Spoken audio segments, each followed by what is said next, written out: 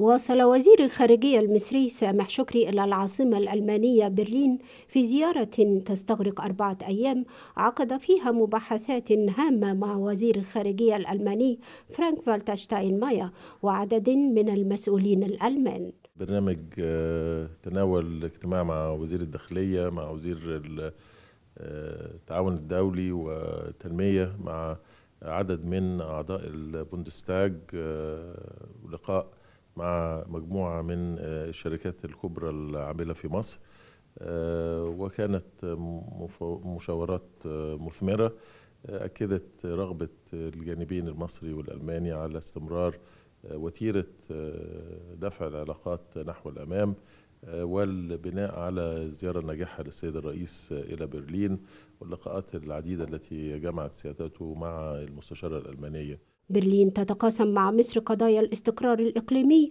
ومكافحة الإرهاب، وهو ما أكد عليه وزير الخارجية الألماني. Natürlich hat bei unserem Gespräch heute der Kampf gegen Terror großen Raum eingenommen. Wir wissen, dass auch Ägypten einer sehr realen terroristischen Bedrohung gegenübersteht. Und wir haben jedes Interesse, Ägypten bei diesem Kampf zu unterstützen.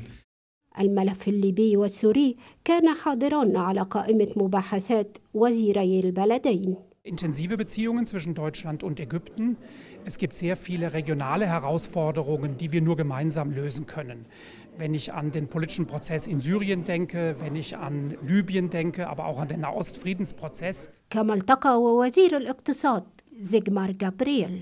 هذا ويبلغ حجم التبادل التجاري المصري الألماني خلال العام المنصرم 4.4 مليار يورو، وقد ارتفع معدل الصادرات المصرية لألمانيا خلال العام المنقضي بنسبة 12.5%، وهذا يعكس زيادة الأنشطة التجارية والاقتصادية بين البلدين، فضلاً على ثبات الاستثمارات الأجنبية في مصر، مما يعكس حجم التعاون الاقتصادي المشترك بين البلدين. السياسة الخارجية والتدريب المهني والاستثمار والطاقة، فضلاً عن التعاون الأمني، جميعها ملفات ناقشها وزير الخارجية المصري سامح شكري في زيارته لألمانيا، التي تعد ثالث شريك تجاري لمصر على مستوى العالم والأول على مستوى أوروبا، مما يعكس مدى عمق العلاقات الثنائية بين البلدين.